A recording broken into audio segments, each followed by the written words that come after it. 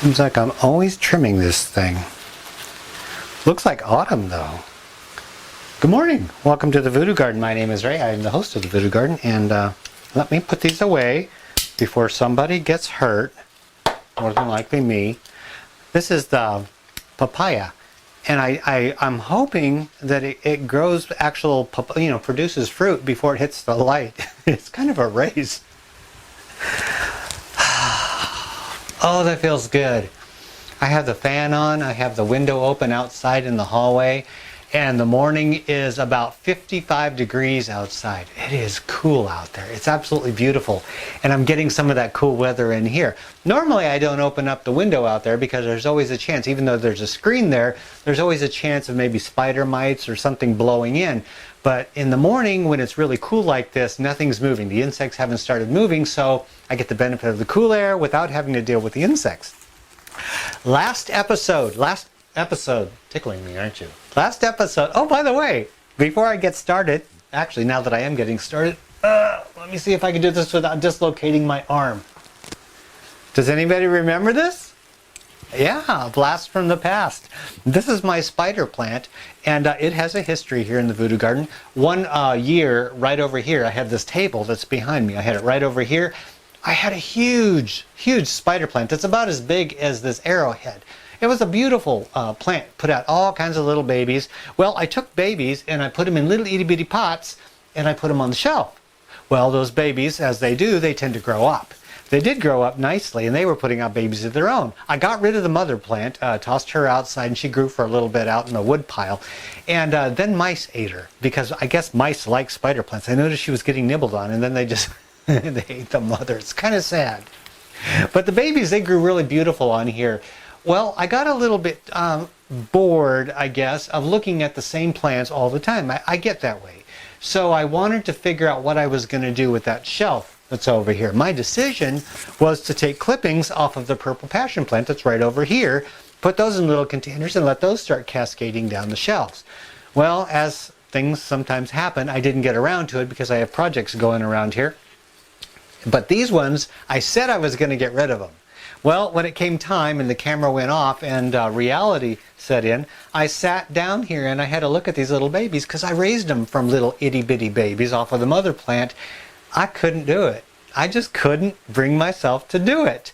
And so I was sitting there going, where can I put these things? I really don't have a big house. I have a very small house and not a lot of place to put plants upstairs. That's why I like it down here. I can have all my plants down here in the right amount of light, the right conditions. I could come down here, get my fill of greenery, not have to worry about plants upstairs that aren't getting the proper environment. It's hard to give our plants the proper environment in most of our homes because we don't have perfect conditions, proper lighting, proper windows and stuff.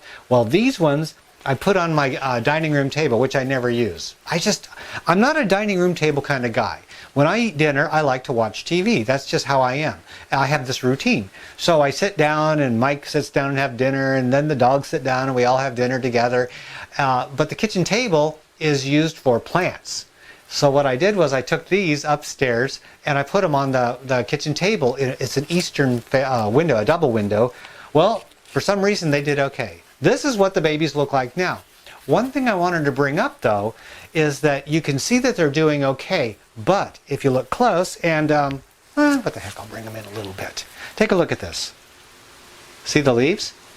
They look nice, but they don't look exceptionally thick and robust the way that they used to. Those of you who are tuned into the Voodoo Garden, they're not exactly as robust as they used to be here in the Voodoo Garden, and it's because of the light factor. They're getting the same fertilizer, the compost tea that I use down here. They have the same soil, everything. The difference is the light. So they're not getting the kind of light that they need. And that's one of the things that gives us indoor gardeners a little bit of a hassle sometimes. We're trying to give them the right amount of light. One person posted on one of my videos, she wanted to know if I could recommend a light for her home to augment the natural lighting that comes in the window. But she wanted it to be decorative, something that would go with the room and be comfortable and stuff. And as much as I really wanted to help her, I couldn't think of something that would suit the bill, because the lights that you need in order to grow a lot of plants indoors, if you're going to use artificial light, is going to be a lot brighter than what's really comfortable. It's not going to be ambiance lighting, like, you know, like a dimmer light, you know, with a light shade over in the corner. That's really not going to do it for most plants inside. It'll keep them alive, but they won't thrive. A window, a bright window, southern window, is the absolute perfect thing for plants. One of the plants that I had, that I have never had in this room, this one is what's called a pothos. It's a common indoor house plant. It's a vine that some people commonly mistake for a philodendron, a heartleaf philodendron. They look similar, but they're not. These are a lot more robust. They have thicker stems, they grow faster, whereas the heartleaf philodendrons grow a little bit slower, and they have a lot more delicate vines. Well, the pothos, although it's a common indoor plant, it does appreciate brighter light, although it can grow in dimmer light. That's the nice thing about these. They will grow in almost the dimmest conditions, and they will grow in the brightest conditions. The difference is, the more light you give them, the healthier they're going to be. There are some folks down in Florida, in the southern states, they grow these outdoors. These are considered outdoor plants.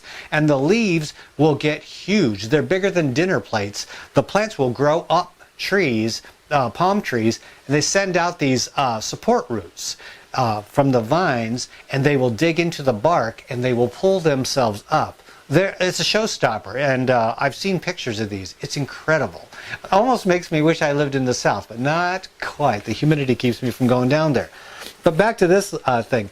Mike, the dishwasher, my friend, he likes pothos. That's one of his favorite plants of all times. We were at Walmart, and that's where he works. We were in the garden section, and he saw this itty-bitty plant, this itty-bitty pothos, in an itty-bitty pot. He got that, and he asked me, he said, "Ray, would you repot this and put it in my room so that I can grow it by my window?" And I said, "Sure, I'll do that." I was glad to do it. So I repotted it in one of my pots, gave it some of my soil. I'm feeding it the compost tea. It's doing wonderful. But like this plant over here, it's not doing spectacular. And I want to show you this because I have a demonstration over here I want to show you. So I want to give you a shot of this, okay? Now take a look at this. This is a common pothos, and they're generally just green, maybe with a little bit of mixed color in them, nothing special. And this is what they look like.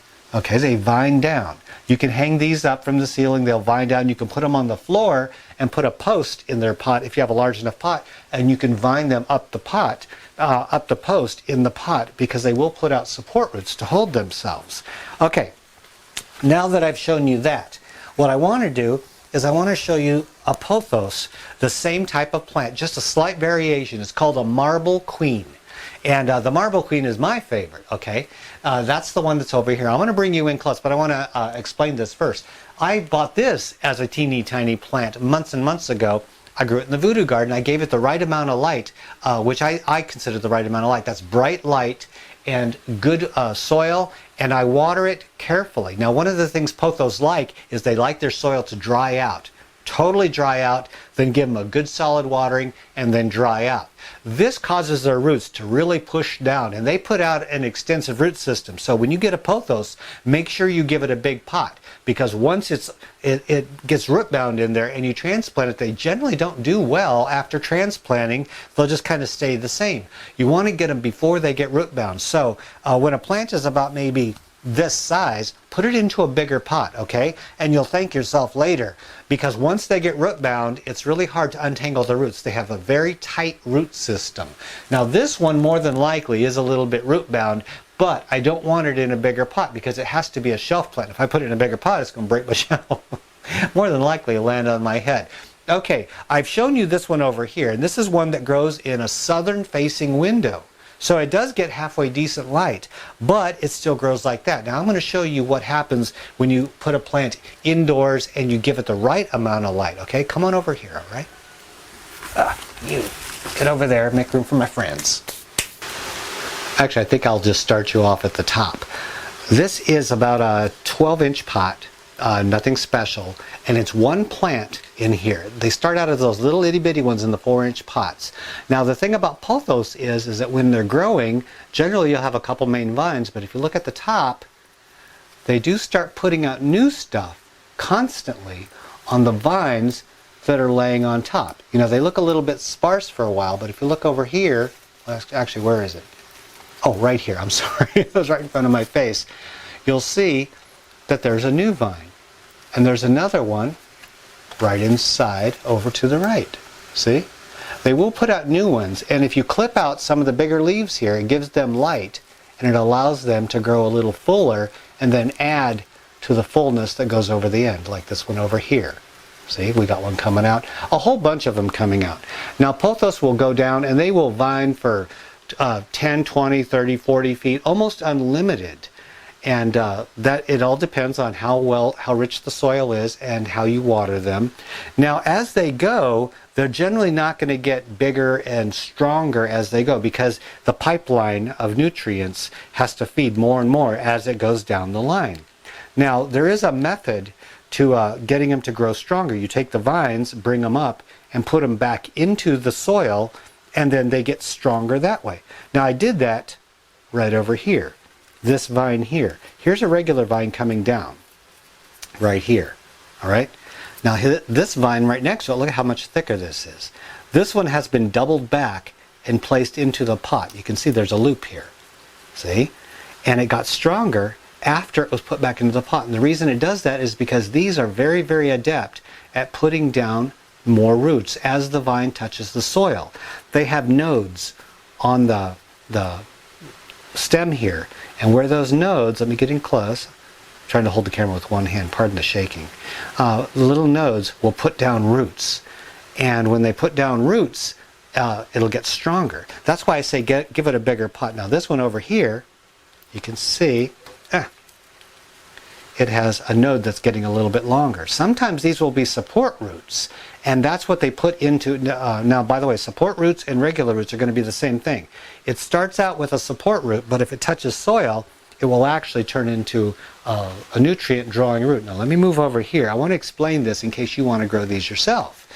See, here's what happens to those nodes. They start reaching out to form little anchors.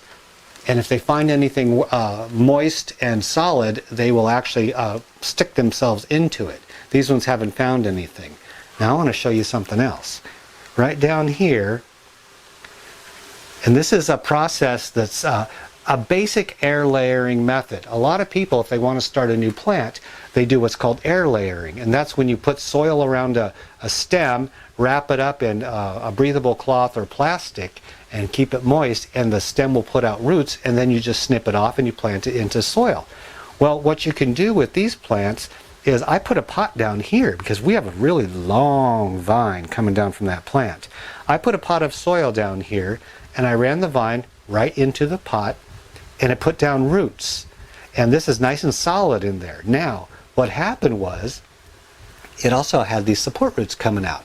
And as they got longer, I aimed them right into the pot. So it has 3 support roots going in there, which are also helping to feed it from here, where my finger is, all the way over here. It doesn't help the plant behind the root, it helps the plant in front of the root. Now, look really close. This is where I want to show you something that's really neat here. You have some really pretty leaves. Let's look at them. They're all marbled and beautiful. Now, as nice as they look, see, they're actually like a dull without a lot of shine on them. And they look average. Now look over here, after it gets into the soil and it takes root, the color tends to be more striking and the leaves are getting bigger and healthier. Look at that. Look at the difference in color. It just has a healthier look. And also, right down the line, let's go way down, these roots here are turning fuzzy. They have this velvet on them. And I put one of them into here, and it grew little roots down. Yeah, I don't want to dig it out, but if you look over here, you can see they're really light on the tips. They're looking for more moisture. Now, if I wanted to, when this got a little longer, I could double it back and put it into the pot, and it would get even stronger. This process, if you do it with pothos or any other kind of vine, it makes the vine stronger each time it hits the soil. And each time it gets stronger, the leaves will get bigger and stronger and more beautiful. Now, what you can do right now, what I'm going to be doing, is I'm going to take this plant and I'm going to snip it off right here. And what that'll do is this will now become an independent plant of its mother. And then this plant right here, where I snip it, it'll probably get a growing tip and continue to grow. So I've gotten a free plant out of this, and if I want to, when this gets a little bit longer, I can double it back and run it into the soil and make it even stronger and make a bigger plant and a healthier plant. Another fun and popular ivy, and actually a quick growing one. A lot of people don't think it is. This is called a ripple ivy. Now they come in dark green, but this one is a mottled color, and I like the difference in color. It's like a light green and a regular green. I got this as a really tiny plant, and I transplanted it just like the other one. Now this one will do the exact same thing. This one is a little bit different. This one will put out long runners, and if they hit the soil, they will put down roots. But what this one likes to do is along the stem, it puts out more and more stems, so it gets thicker as it grows. Let me move over here, and you can see the main stem here. There's another one here, and it keeps doing this exponentially. See these leaves that are coming out, these little ones? They can turn into vines. So this thing will get thicker and thicker as it grows, and also at the top it puts out more and more. This is a beauty. If you see one of these at the store and you want a really nice, and it looks like a fake plant, doesn't it? But it's absolutely real. This is a fun plant to grow inside, and it will also grow in slightly lower light conditions. So if you have a southern facing window or east facing window, pothos and ripple ivy are wonderful plants to grow, as well as spider plants. Now another one, let me swing down. This is not a vine, but it is actually pretty. It isn't as fast growing as the other ones. This one is a peace lily, and this one has been growing in here for quite some time. They always put out flowers, but I've never actually seen one go to seed. I've tried pollinating them, never had them go to seed. Sometimes they'll have green flowers, sometimes they'll have white flowers. It just depends. Sometimes they'll have a little bit of each. And they're a nice, calm, easy plant to grow, whether it's low light or bright light. They actually like bright filtered light. And I want to show you the up-close one of this, because some people were asking about this. I think they're new, and they haven't actually seen a close-up of this. This is another one that's fun to grow, and it does appreciate bright filtered light. This is called a Gynura, or a purple passion plant. The common name is purple passion plant. You'll normally see these in the summer at the garden centers. They're a green plant with a purple fuzz all over. Now, when they start growing really fast, or you don't give them enough light, they won't get the purple fuzz as much. They'll look like this. The lower branches aren't getting as much light because the upper branches are taking all the light. But if they get a good bright filtered light, and don't let them dry out. Don't let them dry just a tiny bit between waterings, but not too awful much. And they're really easy to care for. I don't know what I'm doing right with this thing. All I know is that it's right over here underneath some lights, bright filtered light, and the compost tea seems to be doing most of the job. Yeah, what the heck, it's turning into a tour. I have the camera in my hand, I can't stop myself. Remember that little stick? Yeah, this is the desert rose. An update on the desert rose. Does it not look like a palm tree? It looks really tropical. I love this. It's a desert plant, but it's growing in potting mix. A rich, well-drained potting mix, and I give it the compost tea, and it seems to be liking it. And then right behind it is the neem tree, N-E-E-M. This is what that insecticide is made out of neem. And I'm actually growing that tree. It was just a tiny one last time I showed you, but I wanted to show you the update on that because it's really actually a fun plant, and it's growing a lot faster than I thought. Oh, and right in front of the mother, oh, by the way, and baby. I wanted to show you the baby, see? Yeah. You guys voted, and overwhelmingly, without a doubt, everybody said, leave the baby and the mother there. So the mother and baby are going to grow together. And I really do appreciate you people putting in your 2 cents worth, because I did listen. I read all the comments, and I really do appreciate it. This one in front of there, this is the Persian Shield. And the color really gets people. These put out beautiful flowers, and as healthy as this one is, as big as this one is, it has never put out flowers inside. I'm sure if I took it outside, it would put out flowers, but I'm not going to take it outside. I'm just going to see what the best I can do in here. And I think what the best I can do is this. This is all it's going to do, is put out leaves. But with this color, I think that's good enough. I just feel good today. I feel really, really good. This is a genuine smile on my face. Thank you, everybody, for joining me for this tour. I really do appreciate you joining me for these episodes inside when you could be doing things outside. Some of us are limited to indoor growing, and that's why the Voodoo Garden does serve a purpose. Whether it's winter, summer, fall, spring, the Voodoo Garden is always here. If you have any questions, post it in the comment section below. I'll be glad to answer them. If you have any questions concerning propagating plants, vines, or you just want to talk about your plants, I'm always here for you. Until next time, this is Ray and his little friends. We're out of here.